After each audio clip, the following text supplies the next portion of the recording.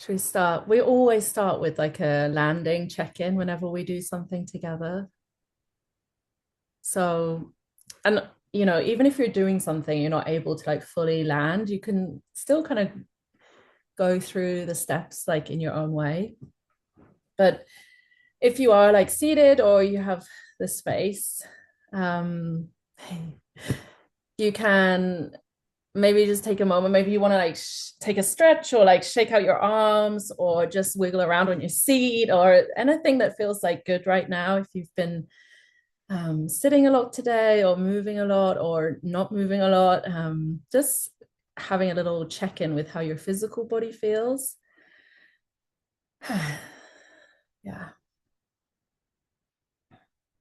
And then perhaps you notice where your body is touching any surfaces, like maybe you're sitting on a chair or you have your feet against something or on the floor. Just starting to notice your body in connection with the space around you. And then if you want to, you're welcome to close your eyes or you can keep them open. But we're just going to bring awareness. Perhaps you can sense your space that you're in. Maybe there's any noises in the background or, yeah, the light in the room, things like this. And then just noticing a little bit closer to yourself. Like, can you notice your breath, the sound of your breath, the temperature of your breath?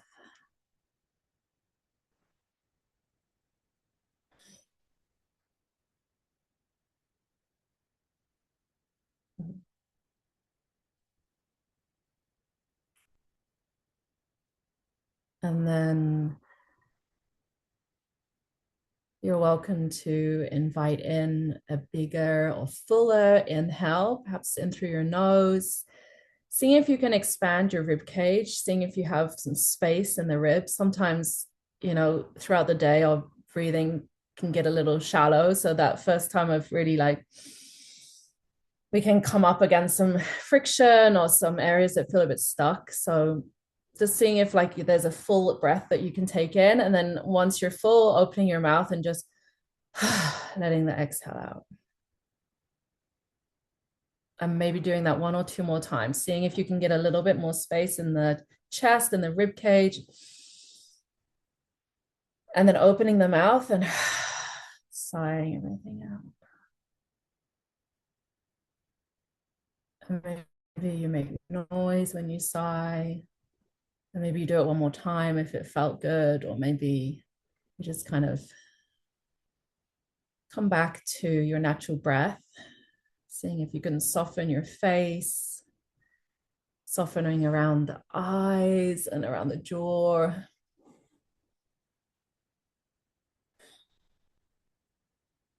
And even though we're, on computers, screens right now, there's an invitation to bring your fingertips or the pads of your fingers just to your temples at the sides.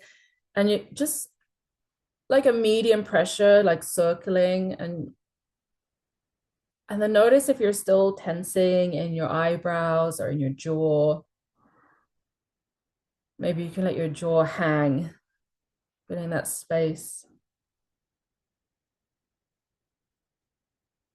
And then the same, letting the fingers slide down just to the inside of the ears. And again, doing the same here. And then see if you can let the jaw soften so that it kind of just hangs down with an open mouth slightly. And just kind of moving the fingers in a way that feels good. Sometimes it's like crackling or, around the ears.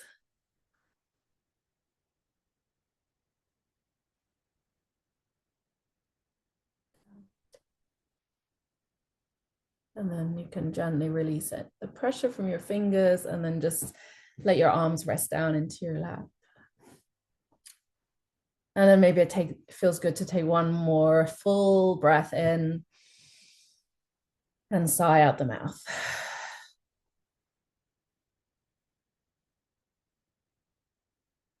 And we'll just take another check in through the body. Maybe you just feel a little bit more connected or aware, having a little more focus or internal focus.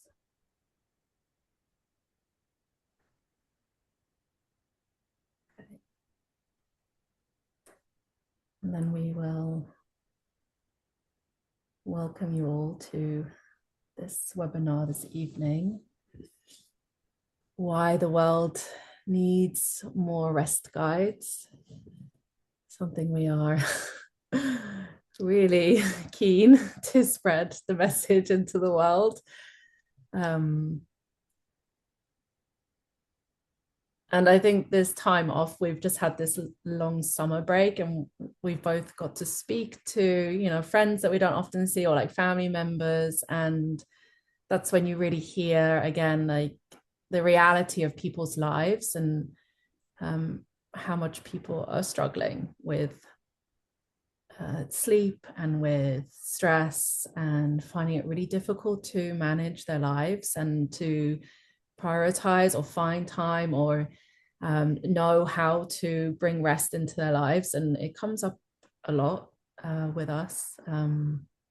So that's, yeah, felt really good timing to talk about it actually right now, especially like where we are, everyone's starting to go back to work and the schools are going to go back. And there's this, there can be this pressure for a lot of us, like what's to come now in the second half of the year. So it's a good time to talk about this.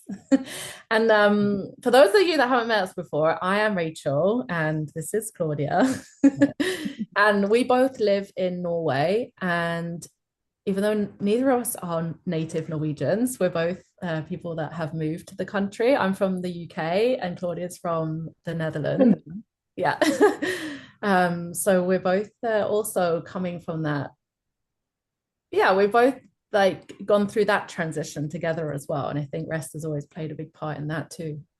So yeah, that's kind of a little short introduction. Is there anything you want to say that I've kind of missed? Or I actually first wanted to say thank you for that lovely little landing because as much as we try to do those landings for the people attending, we also always do them a little bit for ourselves because it helps us ground as well and to arrive here and to really be here and be present and to yeah, to feel good there. Also maybe after a long day for us or whatever we are going through that we also have a moment to like so also that's maybe already a little bit of a tip if you guide like have people land first so that you can land too. It's always very helpful for us.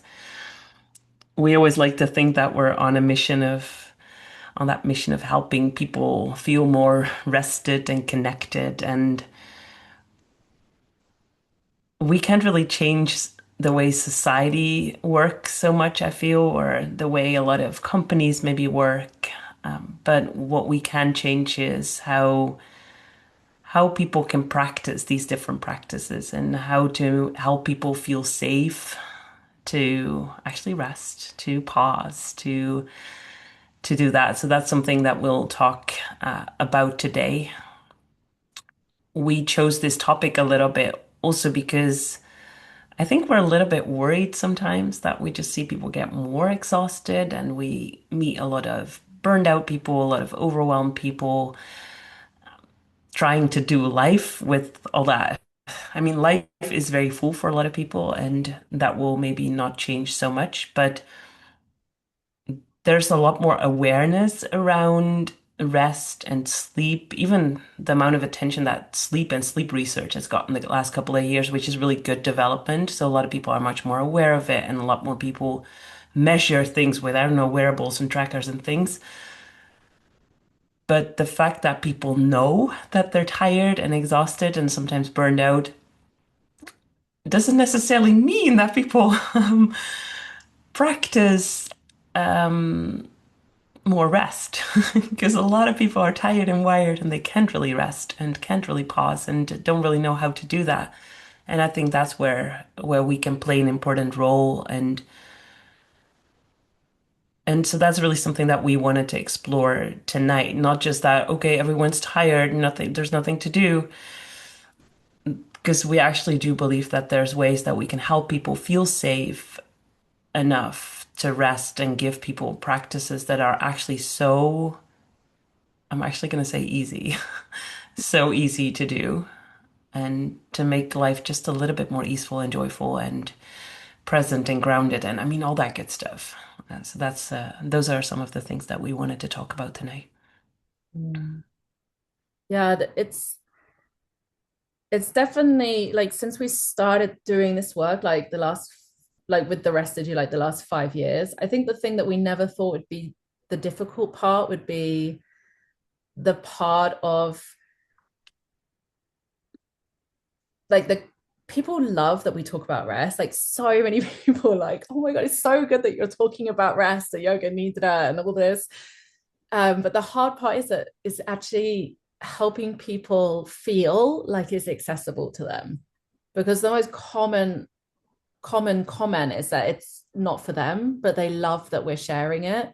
And that's like so like it's so interesting to then go into that like um that's a cultural and systematic belief that people have that rest is truly not for them because they've tried it and it hasn't worked. And we totally understand that. And, that's why we're here, because learning about rest is actually learning about how we function as humans and how we're all different as humans and how rest is going to meet us all in different ways. And it's actually much more attainable and accessible when it's like showed to people in a way that feels that way. So that's kind of our mission as well, because I was recently like literally like 2 days ago with a bunch of my friends, and like two of them are going to go back to work after being in like sick leave, so like long period of sick leave from burnout.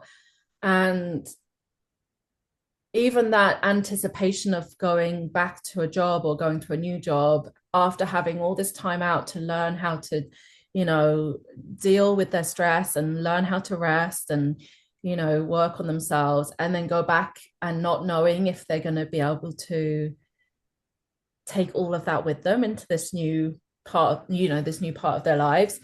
And I think that's also like a big part of this. It's like we can't just rest when we've gone into a burnout or when we're sick, or when it's all just basically blown up in our faces and we're like having to start again. The rest really needs to be integrated into our everyday life in small manageable ways. And that's what really we are kind of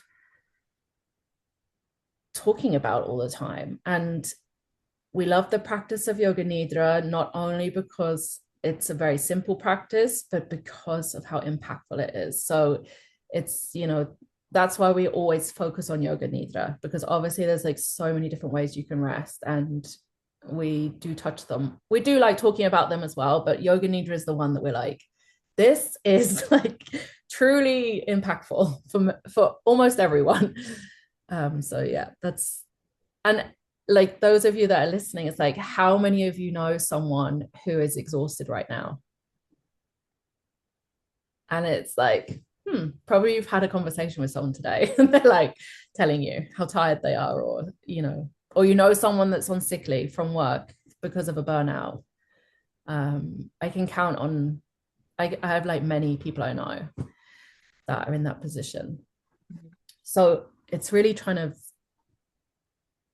turning this into an essential skill rather than some fad thing that comes into the wellness. Because also it's like it shouldn't even be in this like solely in a wellness industry. It should be part of society's way of thinking about being a human. So we're thinking of this as like an essential life skill and part of our human needs. Yeah, I love this. Listen.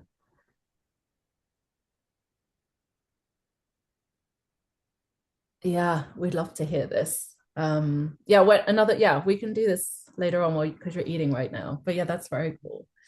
Um, So yeah, it is really about how this can become something that is not just one of these fads. Like I think because it's got yoga in the word, like yoga nidra specifically, people might think of it as like, I mean, we don't think of yoga as a fad, but of course these like trends do go through the wellness industry. Whereas your deep rest or like a type of rest practice should never be seen as a trend or a passing fad that just goes through like these peaks and flows. So that's also something we're trying to influence really and explain to people that that's not the category it's in.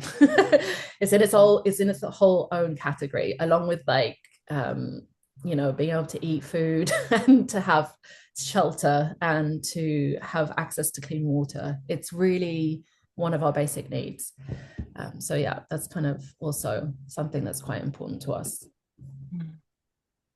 And we see that in the people who train with us. Like the word yoga nidra naturally attracts some yoga teachers, and then we meet therapists, we meet people working in HR, we have doctors doing this, physical therapists, movement specialists, etc., etc. It becomes much more part of not just a holistic practice, but like a life practice, I guess. It's part of business, it's part of health, it's part of lots of different, parts of life, industries, etc. So that also makes all these groups always very interesting because then you have a brain doctor here and a therapist there and a yoga teacher there, and that bringing that together is very exciting and very interesting, and the discussions and the conversations are always very inspiring around that.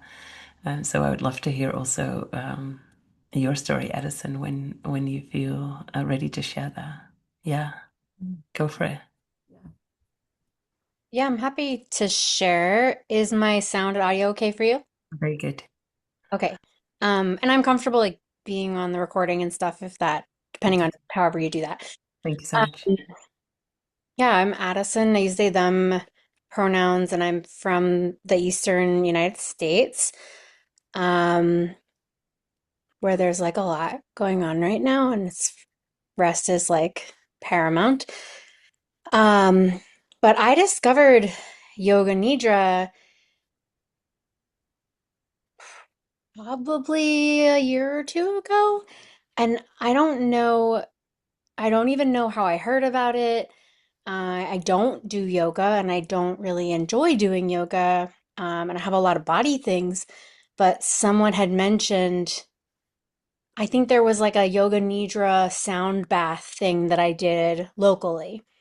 And I wasn't into the sound bath, but I did like laying on my back and falling asleep like randomly and just waking up feeling so rested, right? So I started to look up these yoga nidras on the Insight Timer app, and um I would call them my nidra naps. So my whole entire way of repairing my relationship to rest, because um if I laid there and I couldn't fall asleep when I was trying to take a nap, I would sort of like be upset that I lost that opportunity. But I sort of saw it as a little bit of like, and it started as an efficient way to do a meditation. And if I happened to fall asleep, well, then I must have needed the nap. And slowly over time, I stopped falling asleep every single time within seconds. Like I can literally remember they would get to like the fingertips, and then I would wake up at the end and I'd be like, damn it, I never make it past the fingertips. Um, and now I like can actually get through them depending, but I still do really have like a no shame relationship to I'm just trying to be present in my body. And if I happen to fall asleep, that's okay.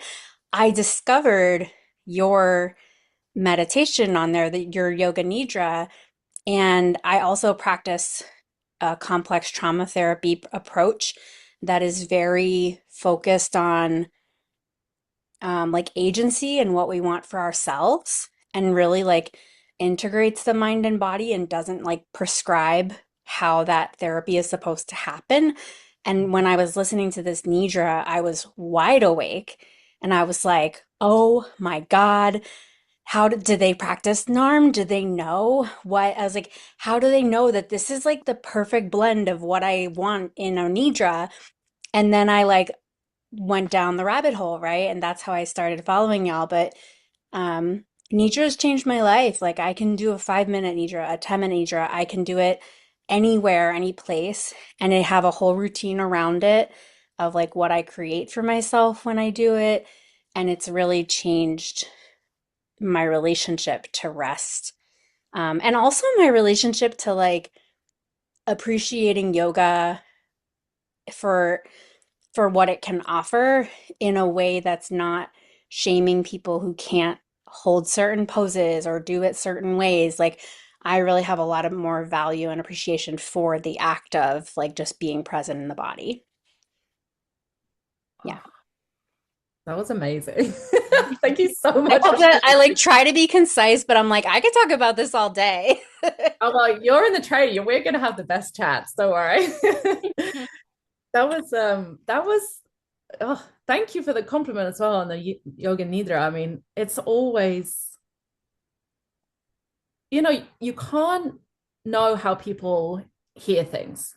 So you only have to trust that you're doing it from a place of like integrity and like, knowing as much as you know, right? We only know as much as we know. So it's like that's also like a leap of faith or like trust in like putting these things out into the world and then getting responses that affirm that it works for some people at least, right? Or that it's working because people are like getting what it is that you're putting out there.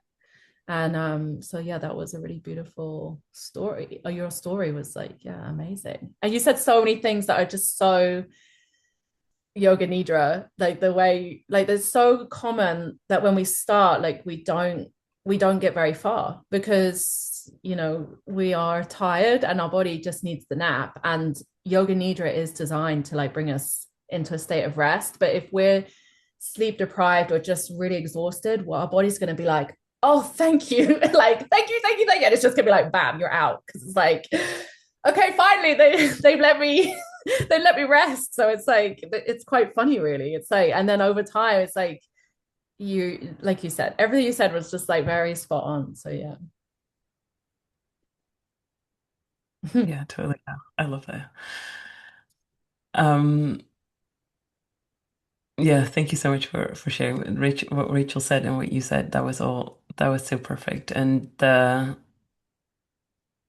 idea of it being like that, how it starts with being kind of an efficient version of a nap or an efficient version of a meditation. And these are topics that we talk a lot about because the world, of course, wants efficient and wants productive and all that good stuff. And Yoga Nidra will actually help with that. And but we also always try to look at it from a perspective of, oh, what if I actually wasn't even more efficient or even more productive? And I think what I hear from your story as well is that you kind of go on a little journey with that as well, and how that transforms actually your, I don't know, the way you view rest and the fact that it maybe doesn't even have to have a goal or an outcome, or that you can maybe just feel a little bit better. And if that is either more rested or more productive or maybe more creative, or maybe I don't know, maybe you just feel less pain or you feel more present or more grounded, or and that's actually quite interesting also when you look at the science now, that there's more and more science coming that is not just focused on meditation but also on yoga nidra. And while a lot of these studies are still quite small, that's very promising because of course you can basically take the same benefits as what you get from meditation. So a lot of the research on meditation is valid for yoga nidra as well. But then now there's also much more research on yoga nidra and how it can even help, I don't know, people recovering from cancer or people going through menopause. So like there's so many different, like it's really quite diverse, and we get very excited about that. We love how it's rooted in tradition, and we'll all talk about that in the training, how it goes very long, or yeah, like how it goes very far back, but how it's also so modern now with all the sleep science and the brainwave science, and there's a lot of things that we can nerd out on together, and that's important to also understand the practice and how it works, that a practice that is actually so easy to receive for the person practicing the practice, but that creating these layers is actually really quite complicated, and that we would never go the approach of, okay, here's the script, you go and read it to your people, because that's actually most likely not relevant to your people, and it's also not your voice. So that's also, some people ask us why the training is really quite long and why we're going to spend 3 months together. And there's also yoga nidra trainings that are 8 hours, and we don't we cannot go that approach because there's a lot we need to explore together. And so all the way back to where it came from, to the modern science, to how to write, how to guide, how to do that in ways that are inclusive, trauma sensitive, etc., etc. So there's a lot we need to discover and discuss and share together. And that is partially created by the content that we create, but also really comes, every group is very different. So we already know that this year will be a completely different story from last year. And that also makes us always really excited about meeting these groups. And I think I can speak for both of us when I say that it's always kind of our favorite time of year in our work, because then we get to do this. And it feels both important and needed, and also just so nice to do that with you all together. Yeah, it is. I think that's also what's, the training, I think because we came from like yoga teacher background, I think at first we were like, oh, only yoga teachers will show up. Not that we thought that it's only for yoga teachers, but we were just like, oh, who else is going to want to do this kind of thing? But we've been like, this has been the best thing because we're quite like, we're not like this, we're like just normal average people.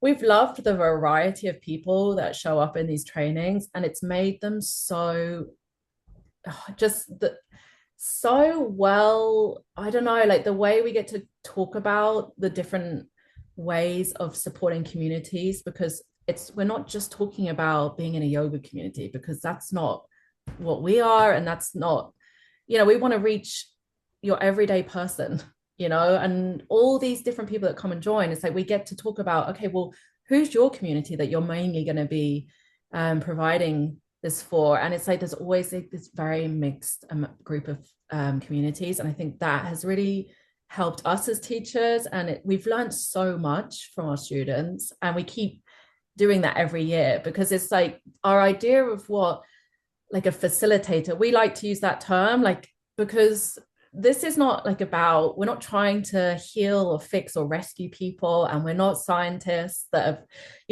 we're not trying to therapize people, because that's not our role, right? But we want to share the skills of like, how can we create conditions for people to feel like they can actually let go and rest? And if that's someone that is working as a physical therapist, say, that's really helpful, that if they have that skill set when they're helping someone going through rehabilitation or something, that they also understand the condition someone needs to be able to reduce their stress and learn how to rest. That's going to help them with their rehabilitation. Same as like working in corporate, if someone's in a leadership role and they don't understand why their staff are so stressed and tired, and they don't have solutions for that, it's going to impact everyone. And it's like this facilitator kind of role is more about that. We want to create more spaces where nervous systems feel capable and have the capacity to shift into a more restful or a more neutral state. And that's what it's about. It's like, this isn't just happening in a yoga room on a mat where there's only so many people that are going to meet it that way. And it's amazing if you do, because you get more of like the nice comfy bolsters and you get that nice environment. but so many people are never going to meet it that way, and we want to make it more accessible to a wider community or a wider group of people. And so that's kind of like this idea of like, how can we make spaces more like available for rest to happen, and actually educate other people around us as well, so they're like, oh, okay, it's not actually as like complicated as I thought it was going to be. So yeah, and giving people like a breather, because I think also, you know, again, it can be put in that category of being like a wellness trend, and then it becomes something that people feel like they need to add into their lives, and it just becomes another thing that they're like failing at, or they don't feel like they're, you know, doing well at. And that's also something that we kind of want to move the conversation away from, that kind of like thinking of rest that is something that you need to add in to your life, rather than it being something that can actually really complement what's already happening in your life. And then, you know, you can see what happens when more rest comes into your life. And I think that's like also, you know, we're like, all these beautiful things could happen if you rest more in your life, but you have to practice it to see it for yourself, like experience it for yourself, how rest can really powerfully impact how we live our lives, and how that can like kind of have a ripple effect out into everything that we do, and also the people around us. um, it's like trusting that rest is actually incredibly powerful, and to be around someone that has that capacity to tap into rest when they need to is quite a powerful thing to witness and be around. Someone that can maybe go from a high intensity situation and then actually settle themselves and like return to a state of normal, like balance or neutrality. It's actually quite a powerful thing to witness in someone, and it can really create a lot of confidence in people around you, and that maybe it's possible for them to do that as well.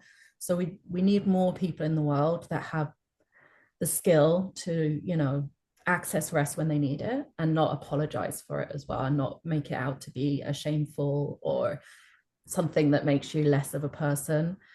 It's really a strength that when we see it, we might be uncomfortable. Of course, a lot of us get uncomfortable when rest comes up. But I think deep down, we kind of sense that feeling of how much power it's giving them, and how much confidence it's giving them as well. Agency, like that's a really gives us a lot of agency over ourselves when we feel more rested, or just having the agency to take rest when we need it. So yeah, it's How to prepare for that as well, right? There's something we talk a lot about in the training also, because a lot of people, like what Rachel already said, like they just can't. You cannot just lay down and then pause and rest. So there's a lot of conversation around how we can actually help people prepare. How can you actually release so that you can then actually receive rest and actually enjoy it? And there's one more thing I want to add, that is the whole idea of creating for online, because this is something Rachel and I really had to figure out ourselves. Like it's when you're used to guiding people face to face, no matter if that is in groups or one to one, it's been not just interesting, but also really good for us to, and not everyone is going to do that, but for a lot of people, it will give either different income streams or different ways of working with their current clients or students or groups or one-to-ones, etc.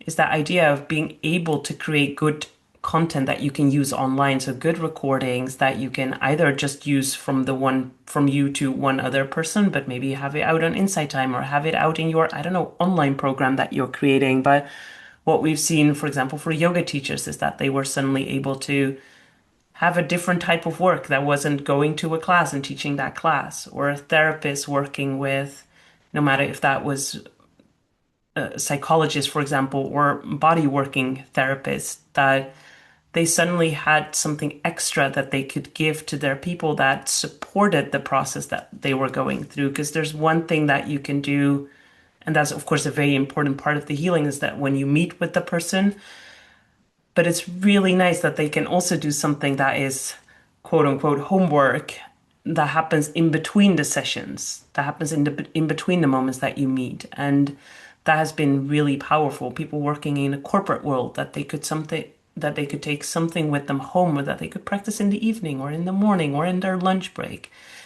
That wasn't them being guided by that person in the same room at that point. And that, for a lot of people, that has given a lot of different new opportunities. And that's, I mean, also for us, that's been, of course, really, really nice that we get to meet people through recordings, through Insight Timer, through our membership, etc.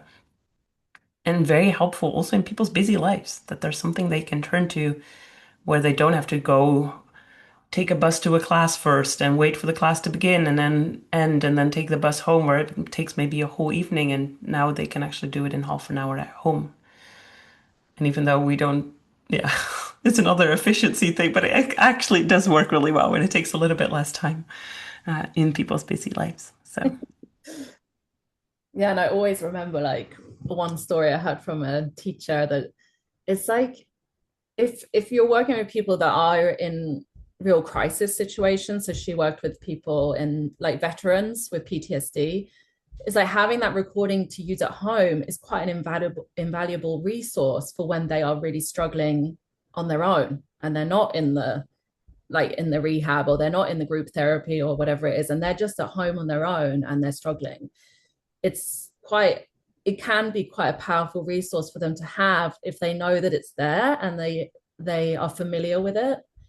um so yeah, it's one of those kind of lifeline things actually, and I think that's how I've used it a lot in my life. Is like it's something I know that is familiar to me and I can put it on for many different reasons, and it's always like because I know it works as well. It's like even if I don't come out of it having feeling completely rested, that doesn't really matter for me anymore. It's like it's a resource that I know is supporting my nervous system and my body and my, you know, all of it. And it's like that's to have for people that don't know that things like that exist and are really struggling or in crisis, that's actually quite like it can be life changing, or like really just be that thing that anchors them in between all the other support they're getting.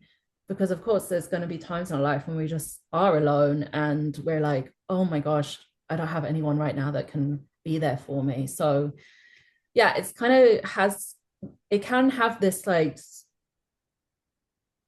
this, it can be this resource that's just so available. And yeah, I love that about it actually. I think that's one of my favorite things about it. and I love what you say, Addison, that you actually work full time um, online, working from home, working with a lot of queer and trans people, and that actually don't feel safe traveling to a physical location. And so then this is genius that you can work and support people this way. That's so important. Yeah, there's how many people, I mean, I've noticed it more since like COVID years of like how difficult we find it now to actually put ourselves out in like public events. And I think I think that is something that's changed in a lot in that in these years. So, and of course we do want people to be in public events. So like to rest in a group is incredibly healing, especially a group where you feel welcome and you know that you can be there and be yourself and be there. And you know, it's such a beautiful thing to rest with other people. It's incredibly beautiful. But we want it to, you know, if someone needs to meet it first in the safety of their own home, in their own, you know, in their own little safety nest, then that's where we want to meet them. Because if it means that eventually that leads them to a public class or just, you know, in a different environment, that's like incredible. So yeah, it's such a versatile practice. So yeah, love that. Thank you. Are there any questions?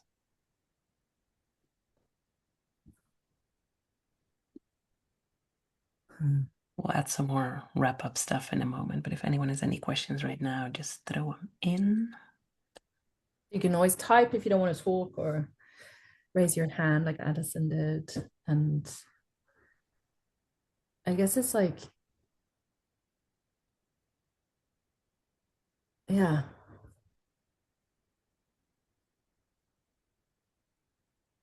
I feel like we have covered a lot of the things we wanted to talk about. Mm. I think something is like, I think like we've always been like, like trying to get into the heads of the people that show up for this training, because like we said, it's very diverse, the people that show up. It's not just like yoga teachers, like we said. It's such a diverse group of people in different industries, different backgrounds, different communities that they're going to share it with. And I think that's something that's been one of the things that we've loved most about this whole project we've created. And I think we've been trying to understand, like, okay, so we're not just talking to one group, but we're talking to a person that is thinking a certain way or having thoughts similar to ours. It's like, okay, so how to understand what it is that people are recognizing from what we are talking about. And I think that's like the key to us, or like all of us that want to share rest, is kind of like tapping into that, like, okay, well, who are these people that are starting to understand that rest is really important, and like how are they wanting to be a part of this, and maybe they're not quite sure how. So yeah, Addison, do you want to add anything? Yeah, it's interesting to ask that question. I think, I don't know about other people, but for a long time while I was practicing, I kept thinking to myself, I would love to get trained in something like this, but I don't want to go through yoga teacher training, right? And I think the tie to yoga, you can't really find, like I tried to search and see, is can you get trained and certified to do yoga nidra? And I like couldn't find anything. And it wasn't until I discovered your page that I saw that you had offered it in the past. And so for a long time, I just was thinking it wasn't even necessarily about wanting to do it as like a business thing. It was more curiosity about the history, about, and like that's really what drew me to your specific facilitator training.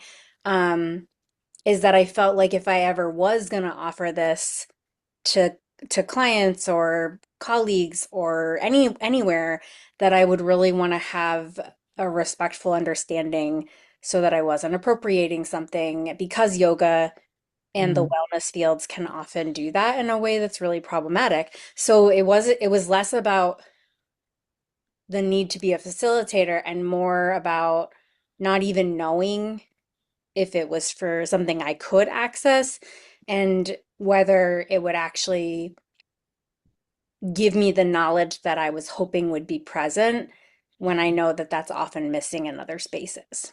Mm. Does that make sense? Yeah, we hear you. That's yeah, that's really well said. Yeah. Yeah, I think the well, I can only speak I can only speak from my experience in like yoga education, and like noticing what's been missing for myself, and then again, like you like searching out teachers that were coming from a more broader perspective and a more um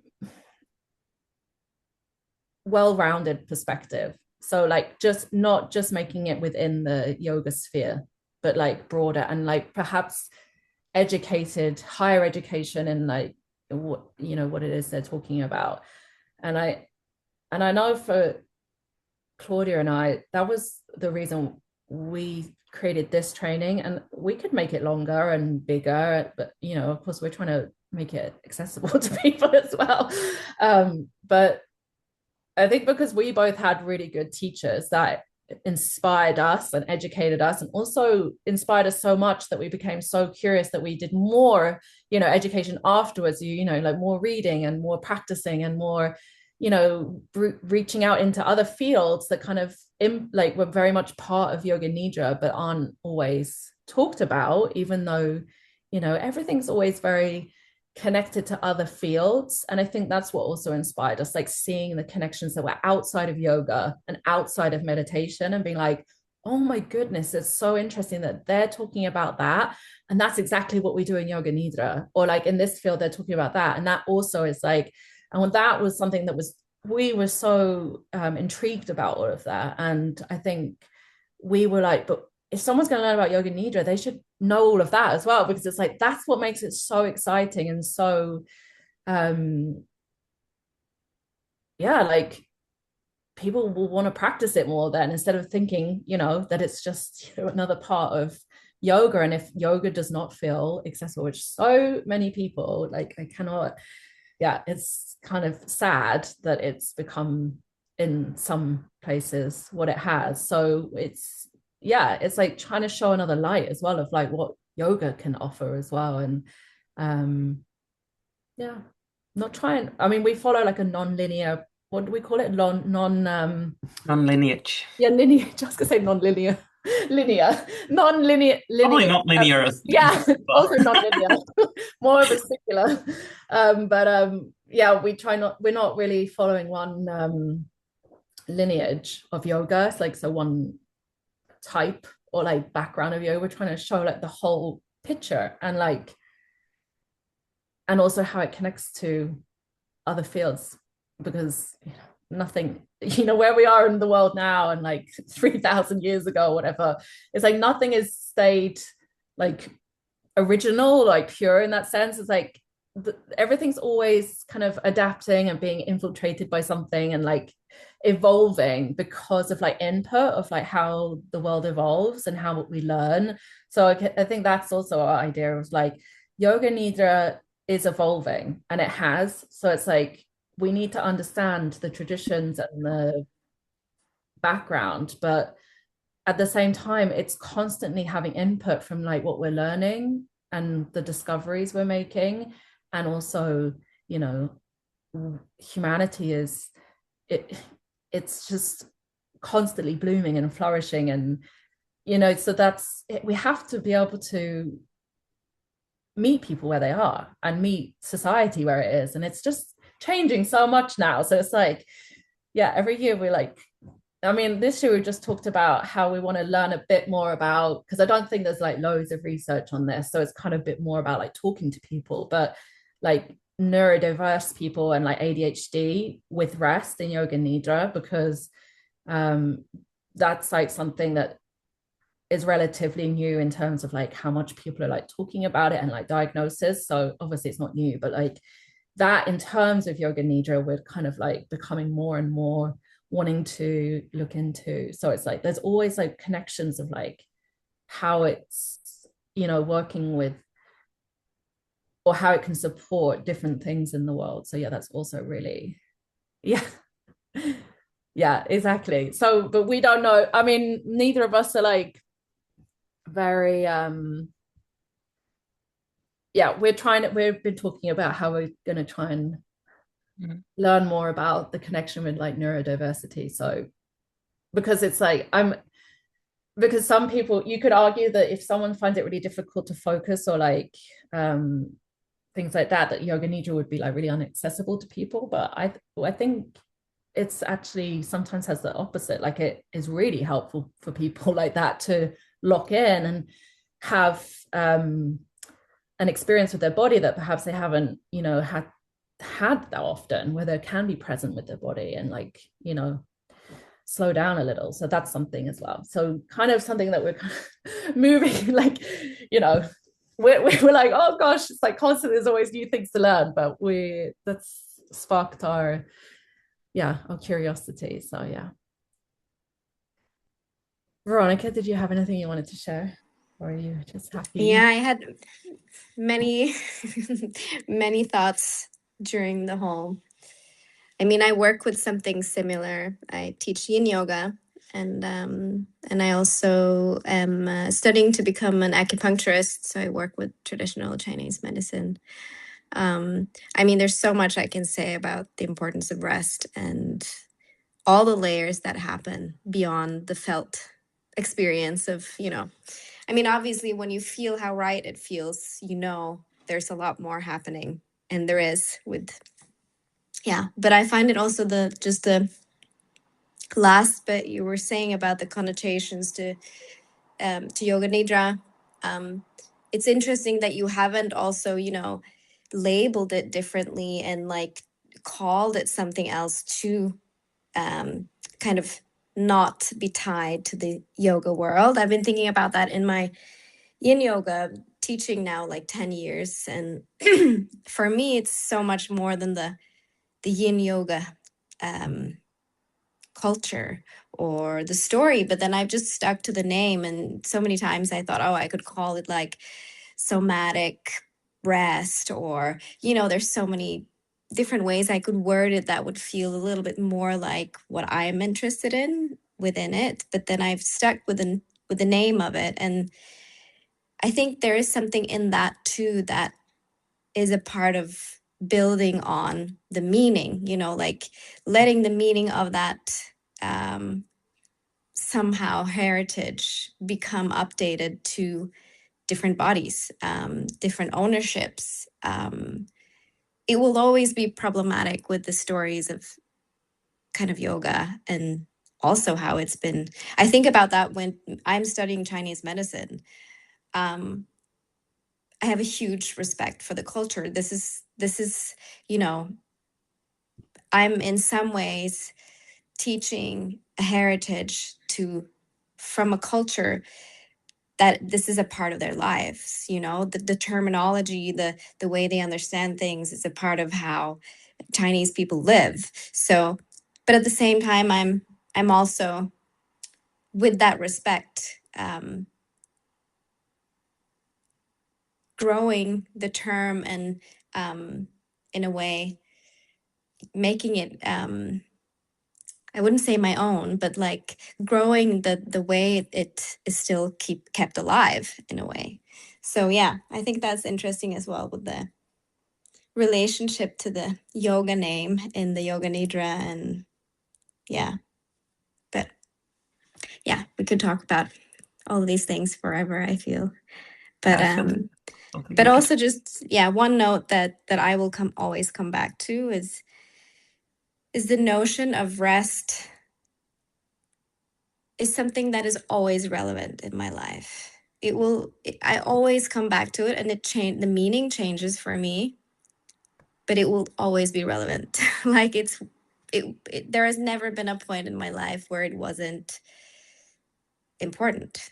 But the way it's been important, or what it's been for me, or how I've approached it or not been able to approach it has, you know, it always goes and flows with all states of life. But it's just always it's always something that we need to have some way of tapping into. And I think that's yeah. Mm. I love that. I love how that it's always relevant. That's exactly what Rachel and I were talking about before we hopped on this call, actually, about, you know, what Rachel also said. This is not a fad. This is not just a trend. It's not that in 2028 we're gonna say like, oh, look at us in 2026. We were doing this yoga nidra thing. How silly that was. Like, or we were doing this rest thing. It's not like goat yoga or something like that. And also that conversation around like the name or the title of the practice, that is, we can talk about that for hours actually, because that's very interesting. Like, what you, how was your yin yoga compared to another type of yin yoga or someone else teaching it, and how I feel, especially when we infuse it with other elements and many years of experience, that the practice actually is very different from what it maybe initially was. And Rachel and I have had a lot of conversations around the name Yoga Nidra, because I think sometimes we feel that it kind of works against us a little bit because it has the word yoga in it. And then, of course, there's this whole movement now with calling it non-sleep deep rest. And then I also get a little bit annoyed because I'm like, but it has this whole history, and like we cannot step away from that. I mean, I've trained with Uma Dinsmore Thule, so it sits quite deep in me. But so we haven't landed on anything that is our final, like, this is how we're going to call it forever, because it cannot be like that. It will probably evolve. But it's very interesting to have these conversations, and how can we name our practices in such a way that people still understand it, that they want to do it, that they don't go and think, oh, that's not for me, or that they simply just don't understand the wording. Because I think sometimes we try to make or create labels that sound very unique, but then people actually don't understand it. So it's this whole like, situation. But it's important to have these conversations also to make the practice fit the people you're serving the practice to. And that's very important. So there's people who do our trainings that the product that they create, or the practice that they create, that they will not call it yoga neither. And that's fine. If it serves the people they are working with, and if it makes them feel more rested, we're like, okay, yeah, go for it. But those are things we'll figure out together, actually. And that's a very important part of it, actually. Yeah. Well, love having conversations. Like we haven't, obviously we don't do the training. We only do it once a year. So it's like, it's so nice to have the conversations or hear from both of you. Like it just, again, like fires that, um, yeah, that like passion and drive to do this work, because it's, yeah, to meet people that are, curious like us. And yeah, it's just really wonderful to talk to you guys and have your input today. So it makes everything also feel more possible, right? Because it can sometimes feel like we're on a real uphill like struggle, to try and make the world a little bit of a kinder and nicer place to be in for everybody. And yeah, I think that is what always keeps us coming back,